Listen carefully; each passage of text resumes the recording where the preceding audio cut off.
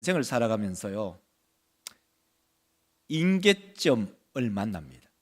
특히 물질, 예를 든다면 이 임계점이라는 그 말 자체가 뭐냐면은 이런 거예요. 물질의 구성이나 구조가 그 성질이 어느 시점이 딱 되면 바뀌어지는 거예요. 예를 든다면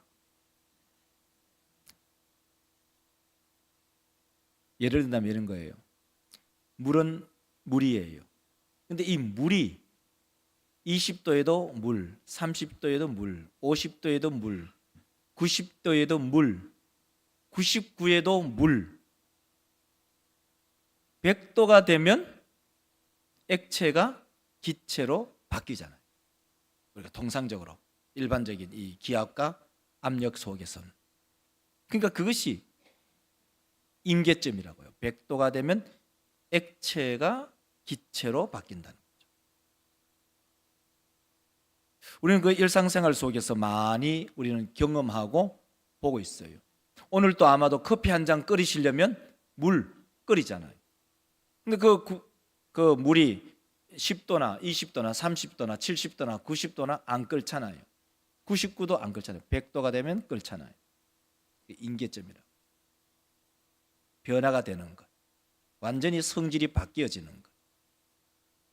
사도 바울은 자기의 인생을 살면서, 다시 말해서 선교 여행을 하면서 임계점을 만났어요. 그 임계점이 뭐냐? 삶과 죽음의 갈림길. 우리 믿음의 권속들도 혹시 인생을 살면서 죽음을 생각해 보지 않으셨나요?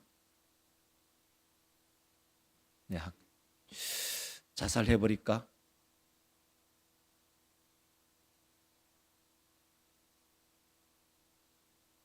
이 고달픈 인생 살기가 너무 어려운데 죽어버릴까? 그 임계점에 도달할 수도 있어요. 사도 바울은 선교 여행을 하면서 아시아에서 얼마나 고난과 고통, 시련을 당했는지, 내가 사형 선고 당했다, 내가 죽음의 임계점에 도달했다라고 얘기합니다. 오늘 본문 말씀 8절이죠. 8절 9절을 보면 우리 가운데 그렇게 얘기해줘요. 형제들아, 이제 고린도 교회 성도들에게 편지를 쓰면서, 고린도 교회 성도들아, 우리가 아시아는 에서보드 사빌라 7교회 그 지역에 있는 7교회 아시죠?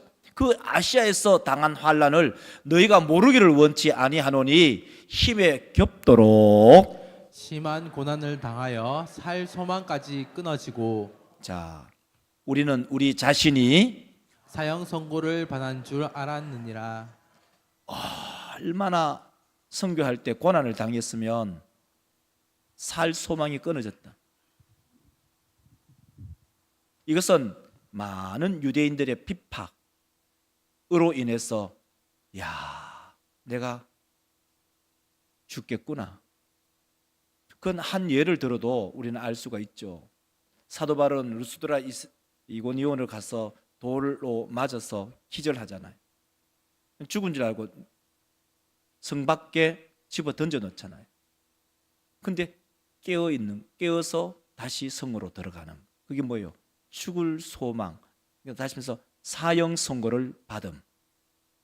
우리는 그러한 핍박과 환난 시대에 살아가지는 않지만, 여러분의 일상생활 속에서 혹시 그렇지 않았으면 좋겠지만, 여러분 가운데 혹시 살 소망이 끊어지는 그 경우에도 우리 믿음의 권속들은 믿음의 끈을 놓지 마시기를 주의 이름으로 축원합니다.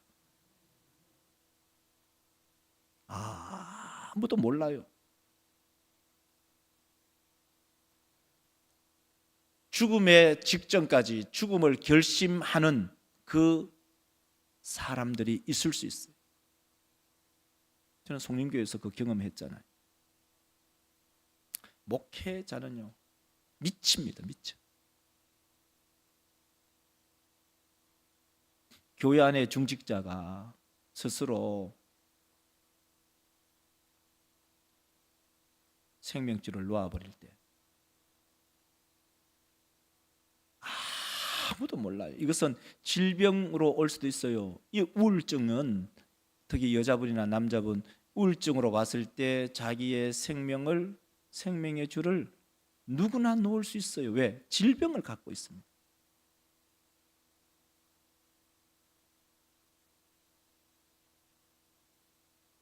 우리 모든 믿음의 권속들, 내가 인생을 살면서 왜 이렇게 허무하냐, 내가 살아서 뭐 하냐, 내가 무슨 삶의 의미를 있냐라고 생각하면서 여러분의 그 귀중한 생명의 줄을 놓지 않기를 저는 바라요.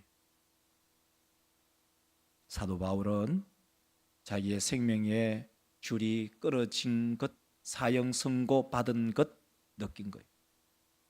그래서 오늘 본문 말씀을 가지고 제목을 이렇게 잡았어요. 구원은 진행형이다. 여러분 오늘 설교를 여러분 좀 잘 들으시고 우리의 구원관에 대해서 다시 한번 잘 정립하시기를 바랍니다. 한번 따라합시다. 구원은 진행형이다. 자, 첫 번째, 인생의 벼락 끝에서 하나님을 만납니다. 보통 일반적으로 우리의 삶은요, 목사나 우리 성도들이 다 자기는요, 자기 실력대로 살아가요. 자기의 능력대로 살아가요. 자기의 생각대로 살아가요.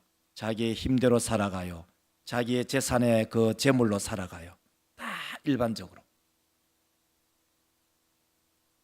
그런데 인생을 그렇게 자기의 힘으로 쭉 살아가다가 자기의 힘으로 살아갈 수 없는 임계점에 딱 만나요. 그 대표적인 사람이 누굴까요? 야곱이에요. 이 설교를 준비하면서 야곱은 자기의 임계점을 딱 만나요. 그게 뭐예요? 딱 이 스토리가 뭐예요? 야곱은 형하고 동생, 형님하고 에서 형님하고 뱃속부터 경쟁을 했잖아요. 그 형님이 먼저 신체적 조건이 좋으니까 형님이 먼저 나왔어요. 그래 형님이고 야곱은 동생이 되잖아요. 언제나 야곱은 마음속에 내 장자의 명분 하 빼골라 그 상속권을 가지고 싶어하는 마음이 있었어요. 어느 날 형이 사냥하고 들려서 사냥하고 들어왔을 때 시장하기에 동생이 팥죽거리고 있잖아요. 팥죽 좀 달라고. 형님 장자의 명분 나에게 주면 그 빼골라 나에게 주면 내가 이 팥죽 한 그릇 주겠습니다. 아무리 생각해 보세요. 장자의 명분은 눈에 보이지도 않아요. 이것은 어떻게 보면 지적재산권. 뭐 서류로 주는 것도 아니에요. 말 한마디 하면 돼요. 그래서 장자의 명분 줄게. 죽 한 그릇 달라고. 죽 한 그릇 주고 장자의 명분 줬네요. 서로 맞바꿔 버렸어요. 그 일로 인해서 형님의 그 장자의 명분을 얻음으로 인해서 아버지가 에서인 줄 알고 동생을 마음껏 축복해 버리잖아요. 나중에 에서가 와가지고 열이 받았잖아요. 왜 동생 축복하냐고. 나는 네가 장자인 줄 알았다. 에서가 장자지만 야곱이 염소털로 변장해가 왔으니 응당히 네가 장자인 줄, 네가 당연히 축복받을 줄 알았다. 에서는 그 일로 인해서 형님이 죽이려 하니까 주량당을 놓고 바닷 아람으로 도망가잖아요. 바닷 아람에서 7년 그리고 6년 20년 동안 재물을 모으잖아요. 얼마나 가쁩니까? 그 가쁘지만 형님을 다시 만나러 오는 그 길에 야 이대로 만났다가는 형님인데 죽겠구나 하면서 죽음의 임계점, 이 삶의 임계점에 딱 만나잖아요. 그래서 거기에서 이 야곱이 하나님 앞에 기도하잖아요. 그게 인생의 한계점, 다시 말해서 임계점에 만나요. 창세기 32장 6절을 보면 이렇게 들려주죠. 사자들이 야곱에게 돌아와 이르되 우리가 주인의 형 에서에게 이른적 그가 400명을 거느리고 주인을 만나려고 오더이다. 자 400명의 군사를 이끌고 형님이 야곱 마중한다. 이건 죽은 목숨이에요. 이 죽은 목숨에 살 수 있는 방법이 뭐냐 그거예요. 7절에 보면 이렇게 얘기합니다. 야곱이 심히 두렵고 답답하여 자기와 함께한 동행자와 양과 소와 낙타를 두 떼로 나누고 심히 두렵고 답답해요. 죽음의 임계점에 도달해요. 그때에 죽음의 임계점에 도달할 때 이 야곱이 뭘 하느냐? 하나님 앞에서 기도를 하잖아요. 하나님을 정면으로 만나잖아요.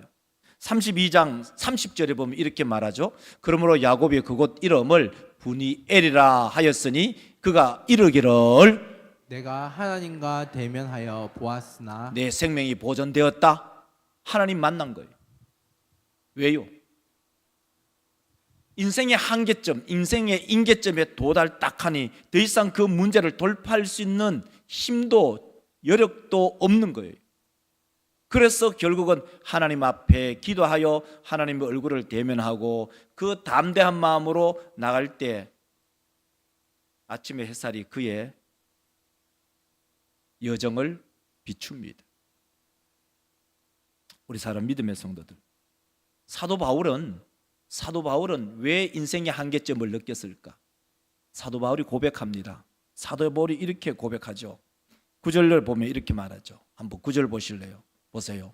우리는 우리 자신이 사형 선고를 받은 줄 알았으니 이는 우리로 자기를 의지하지 말고 오직 죽은 자를 다시 살리시는 하나님만 의지하게 하심이라. 왜 하나님께서는 우리를 끝까지 몰아붙여서 인생의 한계점까지 임계점까지 몰아붙이실까? 여러분, 이 본문 말씀을 보면 깨달을 수 있죠. 왜 그럴까요? 자기 의지하지 말고 누구 의지하라고요?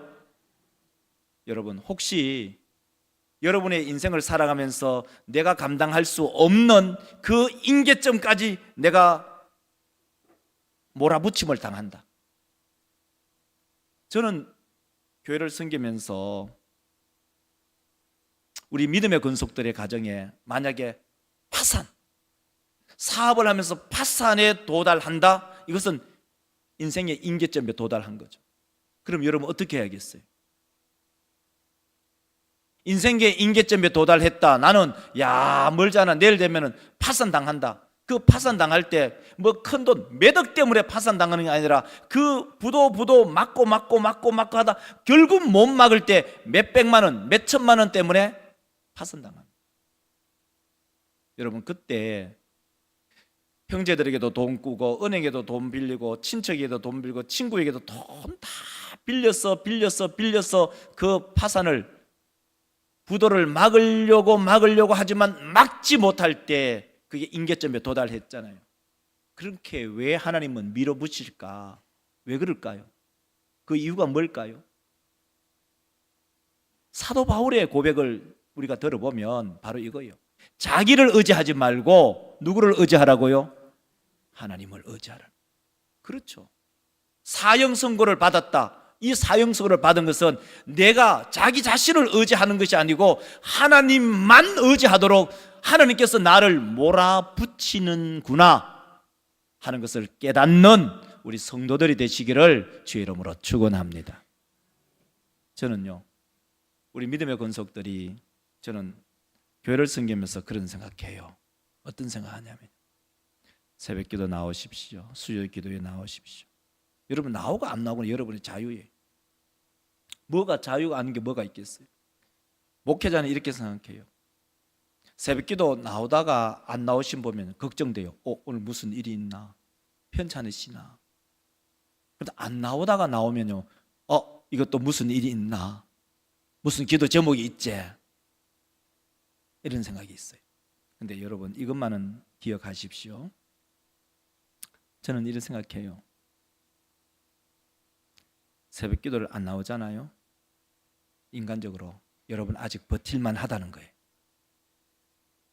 여러분 다시 말해서 여러분 아직은 뭐 기도의 자리에 안 나온다는 것은 여러분 아직 버틸만 하구나. 그래. 뭐 중병에 들거나 파산을 당하거나 그렇지 않기 때문에 기도의 자리에 안 나와도 믿을 구석이 있는 거예요. 왜? 내 돈도 믿고 내 건강도 믿고 내 집도 믿고 믿을 구석이 있는 거예요. 기도 안 해도 나는 살만하다라는 생각을 아직은 가지고 있다는 거죠.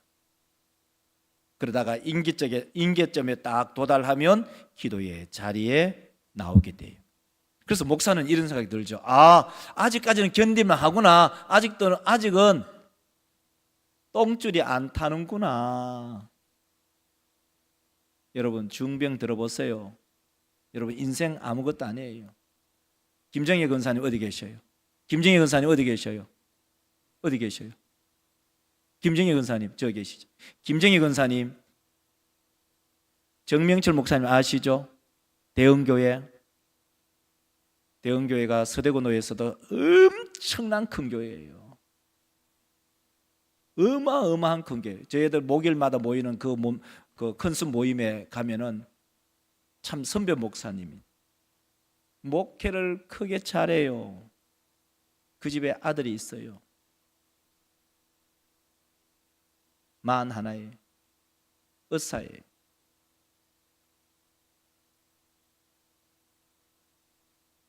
주무시다가 얼마 전에 하나님의 부름을 받았어요. 아들 딱 하나예요. 여러분, 우리의 인생 아무도 몰라요. 아무도 몰라요. 대구 중도의 김춘원 목사님 노회장으로 취임하고 얼마 있지 않았어 혈액암, 골수가 80%가 종양이에요. 나 60도 안 됐는데 눈을 감고 싶어도 눈이 감겨지지 않아요. 눈을 뜨고 싶어도 눈이 떠지지 않아요. 최근에 이런 일을 몇 번 만나고 나니까 이야, 정신이 없어지는 거예요. 우리 여러분 다 알잖아요. 육동교회 사모님. 우리의 인생 뭐라고 생각하세요? 우리 인생 잠시 잠깐 있다가 사라지는 풀과 같고 풀의 꽃과 같은 그런 인생, 안개 같은 인생. 우리의 인생을 어떻게 살아야 될지, 우리가 꼭 임계점에 도달해야만이 하나님을 부여잡는다. 얄팍한 사람이에요. 어떻게 보면 믿음이 없어요.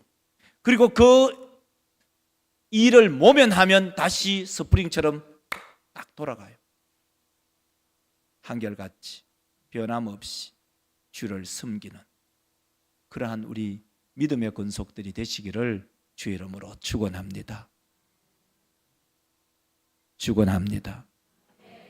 꼭 어려움이 와야, 꼭 똥줄이 타야, 때로는 파산을 당해야, 내한테 큰 중병이 와야 그때 기도의 자리에 나오는 것, 그거 모면하면요, 그 다음에 똑같이 자기의 자리에 돌아가더라고요.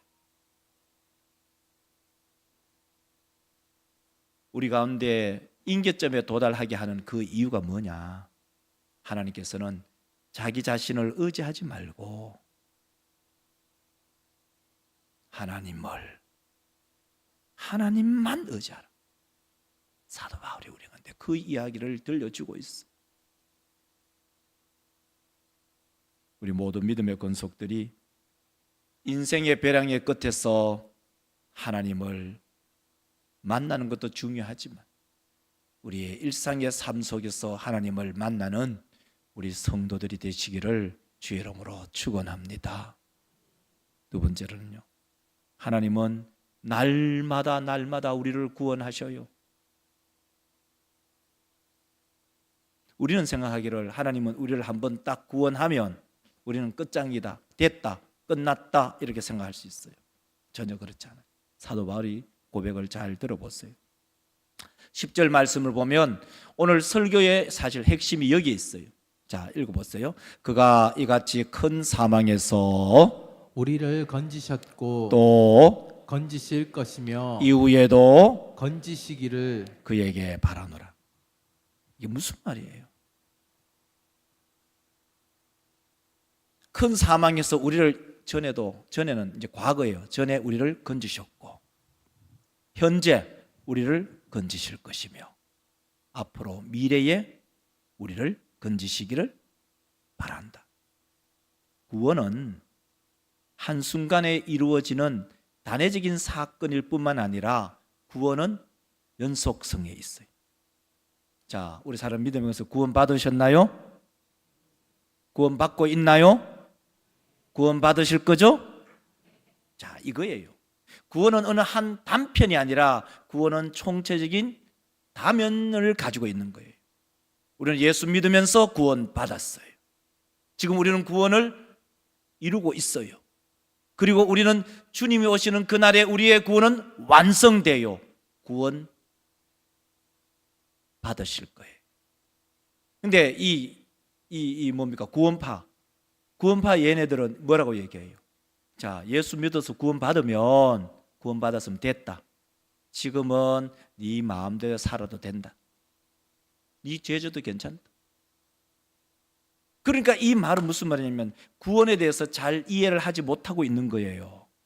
우리 믿음의 권속들, 구원은 이미 어떻다고요? 받았고, 구원은 받고 있고, 구원은 받을 것입니다. 여러분 깨달아지시면 아멘. 그러니까 우리가 어제는 이제 우리 육동교회 장로님 은퇴 2분 하셨는데요. 은퇴하면은 다 끝난 줄 알아요. 행정적으로 때로는 사무적으로는 만 70은 71세 생일 하루 전까지 우리 총회에서 그렇게 유권 해석을 했기 때문에 우리는 그대로 가요. 교회에 은퇴했다고 구원을 이루지 않나요? 그러니까 이것이 우리 성도들의 머릿속에 때로는 기본적인 개념이 장착이 안 돼 있기 때문에 야, 이제 은퇴하면 모든 게 끝났다. 11조도 안 하고 주일 성수도 안 하고 새벽기도 안 하고 수요기도도 안 하고 이제는 뭐 다 끝났다는 거예요. 그러니까 그것은 구원의 개념에서 그러니까 과거형만 생각하는 거예요. 구원받았다, 구원받고 있다, 구원받을 것이다. 이 구원 두 번째, 현재와 미래는 없는 거예요. 과연 그 구원을 받았다고 얘기할 수 있을까요? 자, 과거적 구원과 현재적 구원과 미래적 구원, 이 총체적인 것이 구원이에요. 우리 사람 믿음의 권속들, 우리 모든 믿음의 권속들은 구원받은 줄 믿으시기를 주의 이름으로 축원합니다. 구원받고 있음을 믿으시기를 주의 이름으로 축원합니다. 앞으로 주께서 우리를 구원의 완성을 이룰 것을 믿으시기를 주의 이름으로 축원합니다. 이것이 구원의 각도예요. 그렇지 않으면 이미 구원받았으니까 내가 은퇴했는데 내가 더 이상 할 게 뭐 있노? 헌금할 게 뭐 있고, 11조 할 게 뭐 있고, 주일 성수 할 게 뭐 있고, 새벽기도 수요 예배 나올 일이 뭐 있냐? 왜? 내가 구원받았는데. 이것이 우리 한국 교회의 구원간의 큰 기본적인 뿌리가 되어버린 거예요. 우리는 이미 구원받았어요. 그 구원받은 사람은 어떠냐? 그 구원을 이루어 가는 거예요. 어떻게? 사도 바울이 말한 것처럼 두렵고 떨림으로 계속 구원을 이루어 가는 거예요. 그리고 종래에는, 마지막에는 하나님께서 예수 그리스도의 재림을 통해서 우리의 구원을 완성하시는 거예요. 그러면 우리 지금 현재 상태가 뭐냐? 상태는 계속 두렵고 떨림으로 구원을 이루어 가고 있는 상태예요.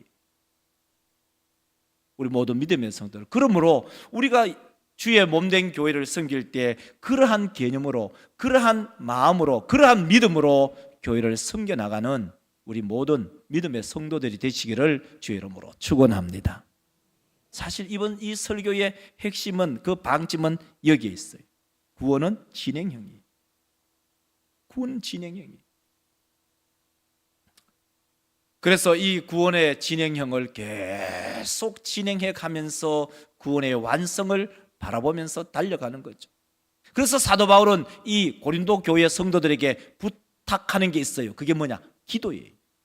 오늘 본 말씀 11절 한번 보실래요? 11절에 보면 이렇게 말하죠. 너희도 우리를 위하여 간구함으로 도우라. 나를 위해서 기도해달라. 우리 선교팀을 위해서 기도해달라. 우리 사람 믿음의 권속들은 목사를 위해서 기도해 주시기를 주의 이름으로 축원합니다. 우리 장로님들을 위해서 기도하시기를 주의 이름으로 축원합니다. 우리 시무 집사님과 권사님들을 위해서 기도하시기를 주의 이름으로 축원합니다.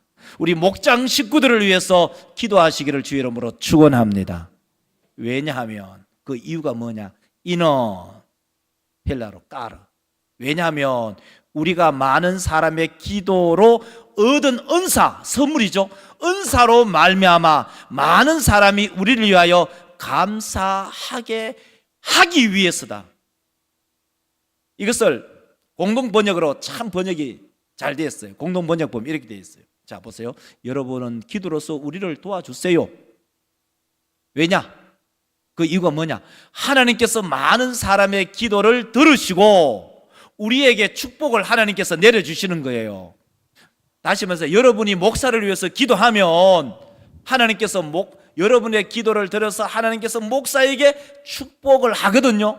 그러면 그 축복을 받은 것을 보고 많은 사람들이 하나님께 감사를 드리게 되기 때문이다, 이 말이에요.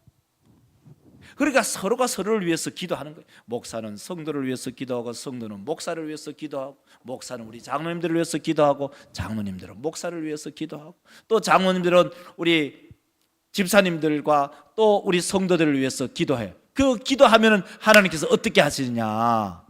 기도하면 하나님께서 그 기도의 대상자에게 무엇을 준다고요? 복을 주신다, 축복을 주신다는 거예요. 그러면 그 축복을 받은 사람을 주변의 사람들이 많이 보게 되면 하나님께 감사하게 된다는 원리예요. 그러므로 우리 모든 믿음의 권속들이 오늘 이 말씀을 기억하면서 우리가 계속적으로 구원을 받았고 구원을 이루어가고 있고 구원을 이루겠지만은 우리에게 가장 근본적으로 필요한 것이 뭐냐? 기도임을 알 수가 있어. 기도하면서 새 생명을 준비하고, 기도하면서 새 가족을 양육하고, 기도하면서 앞으로 새 가족이 될 사람을 기대하고 있고, 우리 사람 믿음의 성도들 이제 이 말씀을 맺을까 합니다. 오늘 설교의 제목을 기억하시나요? 설교의 제목을 기억하시나요? 구원은 진행형이다. 그 진행형을 우리가 인생을 살아가면서 하나님께서는 우리를 밀어붙여서 인생의 임계점에 도달하게 한다. 왜 그럴까요? 하나님께서 우리를 벼랑 끝에 막 몰아붙인다. 왜 몰아붙일까요? 자기를 의지하지 말고 누구를 의지하라고요? 하나님을 의지하게 한다. 사도 바울의 그 고백이라고. 그 다음에 두 번째가 뭐냐? 두 번째는요, 구원은 하나님께서 날마다 우리에게 행하시는 일이에요. 그것을 과거와 현재와 미래를 나누어서 이야기하면, 과거에는 하나님께서 우리 가운데 구원을 베푸셨고, 지금 현재 하나님께서 우리 가운데 구원을 베풀고 계시고, 앞으로 하나님께서 우리 가운데 구원을 베푸셔서 완전히 구원을 이루신다. 구원관이 이런 구원관. 그러니까 과거에 우리의 생각은 늘 그랬잖아요. 우리 구원받았다는 거예요. 그리고 구원받았으니까 더 이상 우리는 두렵고 떨림으로 구원을 이루어가지 않는 거예요. 나태한 거예요. 그래서 은퇴하면 모든 게 끝난 줄 알아요. 은퇴하면 나는 이제 다 끝났다. 내가 더 이상 할 게 없다. 그게 얼마나 비성경적이고 얼마나 잘못된 생각인지 사도 바울이 우리한테 들려주잖아요.